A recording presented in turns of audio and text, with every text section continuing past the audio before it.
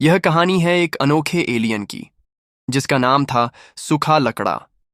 उसकी आंखें बहुत बड़ी बड़ी थीं, हाथ और पैर एकदम पतले, और पूरा शरीर ऐसा लगता था मानो किसी सूखी लकड़ी से बना हो। वह दिखने में बहुत अजीब और डरावना था। एक दिन सूखा लकड़ा अपने अंतरिक्ष यान से किसी और ग्रह की यात्रा पर जा रहा था, लेकिन अचानक उसके यान में खराबी आ गई।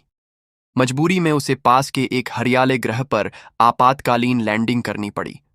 उसने अपना यान एक घने जंगल में उतारा और मरम्मत के उपाय सोचने लगा। जैसे ही वह जंगल से बाहर निकला, उसकी नज़र पास ही बसे एक सुंदर और समृद्ध गांव पर पड़ी।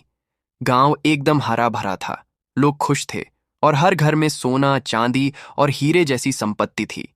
सूखा लकड़ा अपनी असली डरावनी शक्ल के साथ गांव में नहीं जा सकता था, इसलिए उसने अपने जादू से खुद को एक सुंदर इंसान में बदल लिया। अब वो दिखने में किसी राजकुमार जैसा लगता था। गांव में जाने के लिए एक बड़ा सा गेट था। जैसे ही वह भीतर पहुंचा, उसकी नजर एक लड़की पर पड़ी जो गांव के चौक में नाच रही थी। उसका नाम था जोया।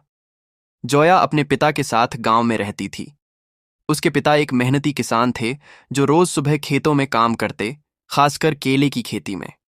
जोया गांव के बच्चों और लोगों को करतब दिखाकर जो भी पैसे कमाती, वो सब अपने पापा को दे देती थी। सूखा लकड़ा जोया के पास गया और उससे नाम पूछा। जोया मुस्कुराई और बोली, मेरा नाम जोया है। धीरे धीरे दोनों के बीच दोस्ती हो गई। वे रोज मिलने लगे। कभी खेतों के रास्तों पर घूमते, तो कभी गाड़ी से गांव के बाहर निकल जाते। सूखा लकड़ा अपने जादू से जोया को हर दिन कुछ न कुछ कीमती चीजें देता, कभी सोना, कभी हीरा, ताकि जोया अपने पिता को दे सके और उन्हें मदद मिल सके। उनकी मुलाकातों का सबसे प्यारा समय होता था नदी के किनारे बैठना, जहां वो दोनों घंटों बातें करते, हंसते और एक दूसरे की कहानियां सुनते।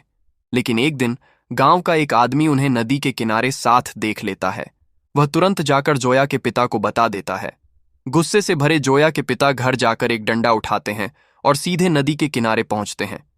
वहां वो सूखा लकड़ा को पकड़ते हैं, उसकी पिटाई करते हैं और उसे बांधकर गाड़ी में भरकर गांव ले आते हैं। गांव वालों के सामने उन्होंने उसे गांव के बीच एक पेड़ से लटका दिया ताकि सब लोग देख सकें।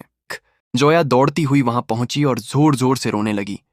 वह अपने पापा और गांव वालों से विनती करने लगी, उसे छोड़ दो, वो बुरा नहीं है, उसने हमारी मदद की है, उसने कभी कुछ गलत नहीं किया। गांव वाले हैरान थे। उन्होंने देखा कि जोया का रोना सच्चा था और सूखा लकड़ा की आंखों से भी आंसू बह रहे थे। पार्ट 2 के लिए कमेंट करें।